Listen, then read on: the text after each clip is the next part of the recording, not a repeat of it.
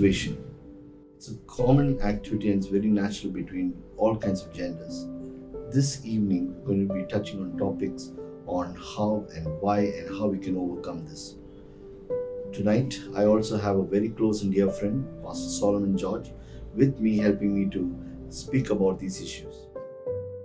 Thank you for joining us, Pastor Solomon. So, as the previous episodes that we've been doing, we have been inviting questions from the public, asking them their needs, their concerns, and we formulate these questions together and we speak and discuss on it. So it's good for them, and we also have proper questions that needs to be answered.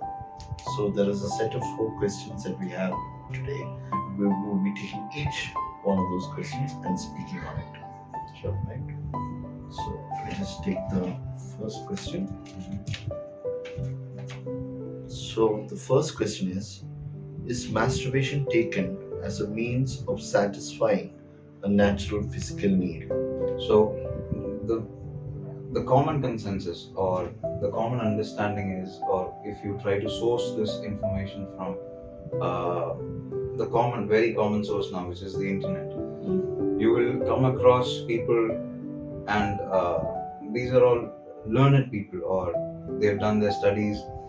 Doctors or sexologists, they will say that masturbation is a common activity, or it's a normal physical thing to do. And they also say that this is a way of releasing pent-up sexual energy. So this is not considered as something that is wrong. Right. If you look at the different sources or people who talk about it, they'll say that this is not something that you have to be shy of. This is something where you can release your built-up, pent-up energy, or this is something. It's a safe way to, explore your body, or to feel, or to pleasure yourself. It's a very normal thing, and this is what all these sources will tell you. However, the misconception here is that we try to tell this, or we try to, tell ourselves that this is a normal need, this is a physical need. That is where we go wrong. Now, if you feel hunger, you eat food. You feel thirsty, you drink water. But sexual pleasure is not similar. It's not a similar thing. Now, this is not something where if your body does not get it, you cannot survive. Yeah. So this is probably this pent-up sexual energy, as they call it. It's something that was introduced by something else, another source, probably a memory, probably someone or an individual that this person saw somewhere and was fascinated, or had, they fantasize. They're now fantasizing this person, maybe through visual media, maybe through pornography. Somewhere, somehow, this is kind of a stimulated need. This is not a natural need. It's a stimulated need, and the problem here is this is not. It's not like you're it's not a need that you're fulfilling, but this is something where you're pleasuring yourself. Right. It's more of it's not something where you absolutely need it. You have to do it, or else you cannot survive. But it's more of a pleasure that you're giving yourself. Right.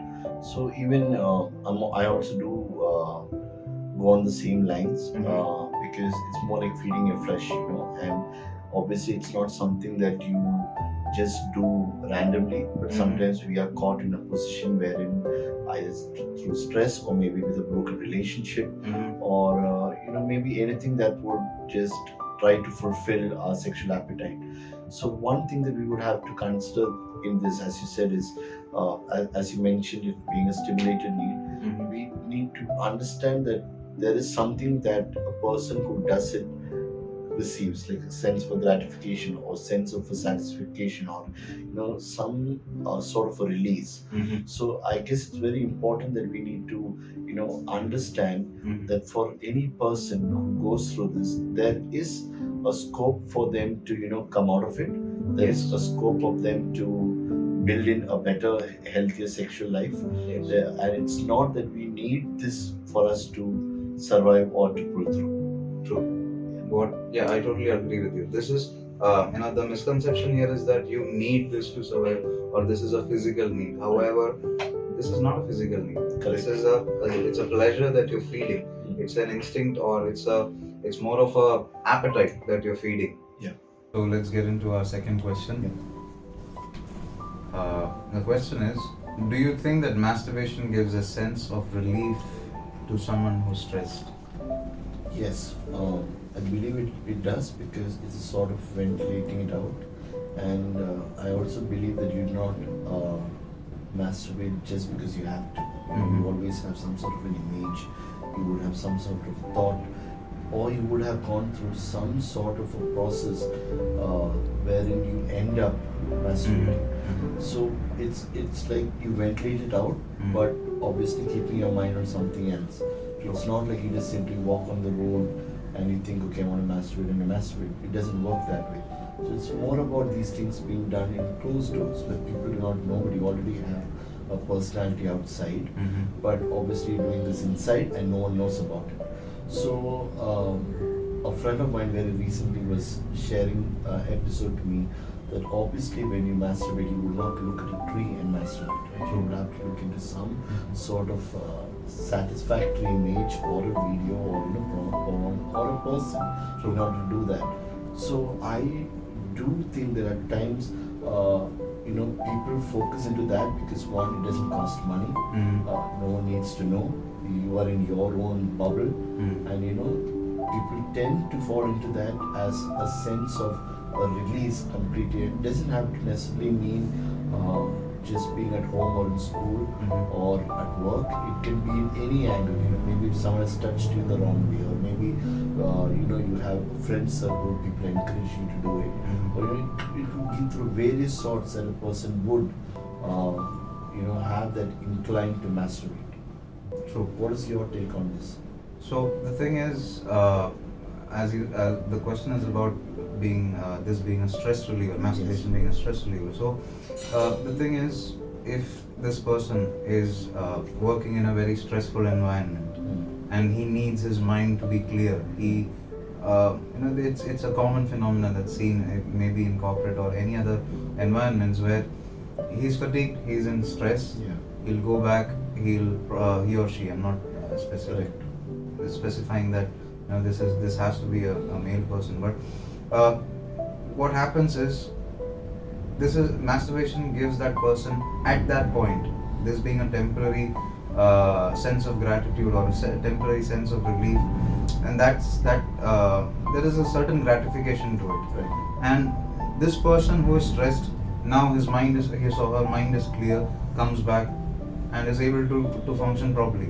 So this is not specific to a work environment, can be a student, can be any other person, any age group for that matter. So it's about perception, it's about the image that this is the kind of relief that you need at the moment. True.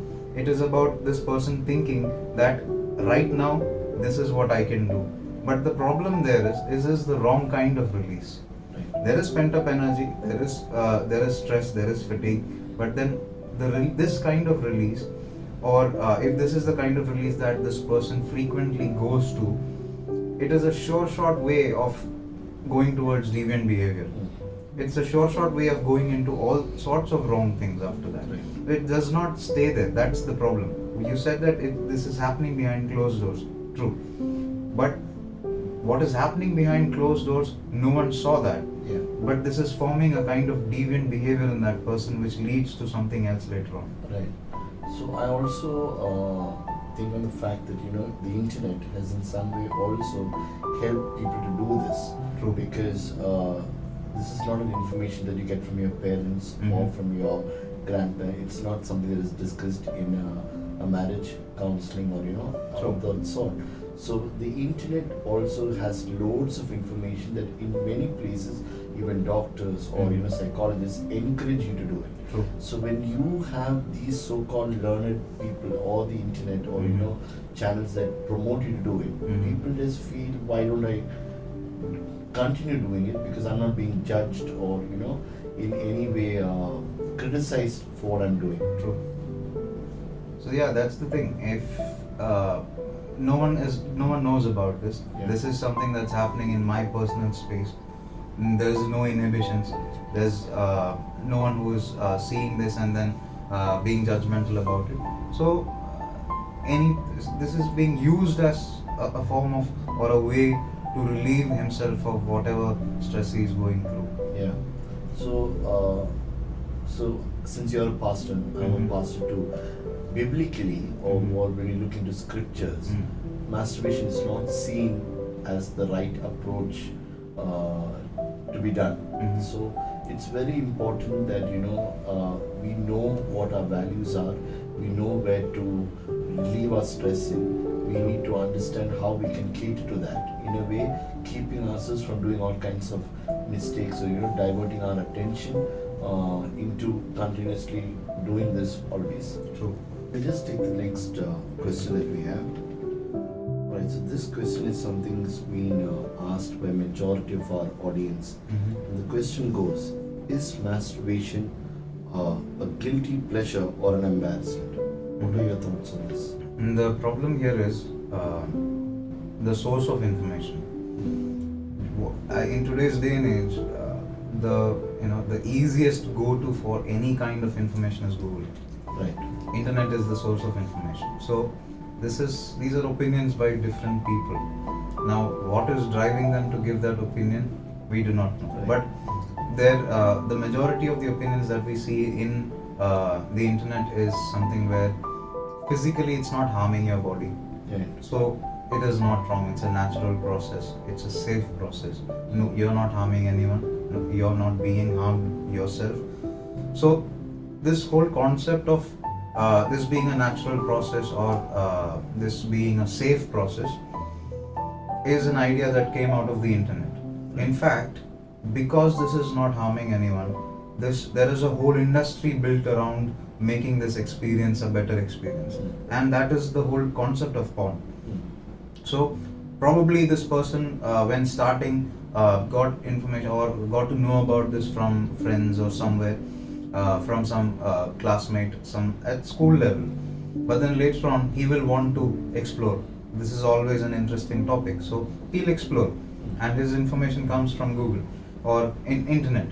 So when he searches the internet, the access to porn has become very easy now.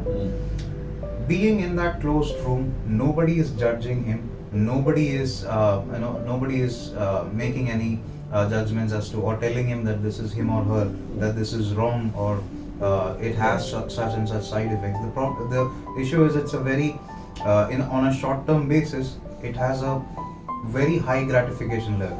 Right. This is something that pleasuring oneself, watching porn, whatever fantasy or whatever kind of porn that he or she prefers, everything is available in that closed room. Nobody is judging him. There is no inhibitions. True. There is no one to judge that person. But then the problem here is when someone finds out, this is an embarrassing thing. This person does not have a source or a person that he or she can go to, approach that person, ask that person, what I'm doing, is this right or wrong? What is the implication to it? There is no right source of information that he or she can approach without being judged. Yeah. That is where the problem is. So the long-term effects like deviant sexual behavior or unsatisfactory family life, all of these are not being explained to this person when this person is being told that this is a safe way to release your pent-up energy. Going by that, another part which I feel that it's an embarrassment is because sex as a whole is not spoken about in public. True. Even if we are talking about sex education, we touched that when we had a session with pornography. Again, it was this aspect is not clearly explained to youngsters. So all these comes from all different sources. It's not something that someone if you have a doubt, you ask someone and they give you an answer openly. This is not a topic that is discussed openly. True. But scripturally, when we go through an understanding on should a person masturbate or not, the word of God says that if you walk in the spirit, you would not fulfill the desires of your heart. True. So there are two aspects here that we need to think. One is an aspect which is a worldly norm, Mhm. where people find it is okay, we can do it, we can proceed, no one's going to judge me. Again, I'm safe in my own zone, so that's one aspect. And the second aspect is a spiritual aspect, which we need to know what our Father thinks, or the God that we serve. So if we put our legs on this boat, we can't put our legs on the other boat too. True. So in order to understand that when God is asking us to walk in that spirit, we can't do all these things and then still try to walk in spirit. But yes, there is forgiveness, there is there is love, there is empathy, there is many things that God can do when you just come directly to Him. But overall, if you want to make sure that you want to get out of this, or if you want to make sure that are you in the right go, or is this the right thing or no, the best thing would be to look into it spiritually, and that says that if you fall into the forms of loving into the world, it's not loving your own Father. So when we start developing a relationship with God on an overall spiritual basis, when we start reading the Word, when we start meditating on the Word, when we start praying, when we start interceding, there is a release for us from this kind of sin, because this is a sin. This is a sinful act. It is not something that is supported spiritually, especially because God brought in marriage. Again, this was touched when we had a session on pornography too last week. When God brought in marriage, it was basically to satisfy each other, and God loved that. He wanted that. So this is not what God would put His eyes on and say it's a good thing. He's expecting us to live and walk in faith. True. So let's take up our next question. Yeah. I think this is what it all boils down to. Okay. It says how to break free from this influence. Yeah, that is a very, very valid question, and I guess our audience also is looking for an answer to that. And I think we need to come to an understanding that this is not okay. This is not a way out. This is not a solution, and we can't go about doing this all through our life. So in some form we need to stop, even though the internet or many other various valid sources would encourage that masturbation is the key, or it would help you have a release from any kind of tension or stress or whatever. We need to understand that at some point this needs to stop, and for that I believe that when you continue doing masturbating in behind closed doors or whatever, it just changes your personality, it changes yourself, it changes your mind. So we need to understand, the first most important point would be to seek help. And by help, I would not mean that any random person or any other person who wouldn't understand you, because if you tell this to any of your friends, they would say, "Usme kya hai?" Just forget about it, chuck it, and just go about with life. But seek help, from someone who can really listen to you. And over here, there are many people who you feel are trying to help you out, or are lending a good ear, to hear you out, but they may not be the ones who will be able to help you with this. So understand who you can go to, understand who you can go and seek help, and find out how you can come out from this. What do you think? So first of all, it starts with a point where you reach that realization that this cannot continue forever. Yes. It needs to stop at some point. Right. And what you said is very valid, that you need to identify whom to approach to get help from. Right. So if you are to approach a therapist, there are many therapists. I think therapy is one of the best way to come out of this, because usually a cognitive behavior therapy, and there are medications that also help with this. So this is one of the a proper channel to get help from. Right. At the same time, there are there are people around us. We may not have noticed them before, but then there are people around us who can help you come out of this. But then we need to be very judicious about who this is. Not this has to be someone that you're very sure of, that won't be judgmental, and who would not use this information inappropriately. Right. Then there are certain things that as a measure that we can do. For example, limit your alone time. Always we have a Very me good. time or an alone time. Limit that to the bare minimum. Correct. Do not stay alone. Be social as much as you Right. can. Be seen by others. Be visible. Your activities, do not spend bare minimum time behind locked doors. Right. And the major thing to it is that one of the things would be to have someone to whom you can be accountable to. Very true. Accountability can help in a major way, because if you have someone to whom you can share, and someone who is helping you out, and then there is an accountability, then it reaches a point where you know that I have to share this with that person. So these are all things that we can do to come out of this addiction, and that is the point. We have to realize that this is an addiction, this is harmful, this is not going to help me in the long run, and we have to reach that realization that I need to stop this somehow. Right.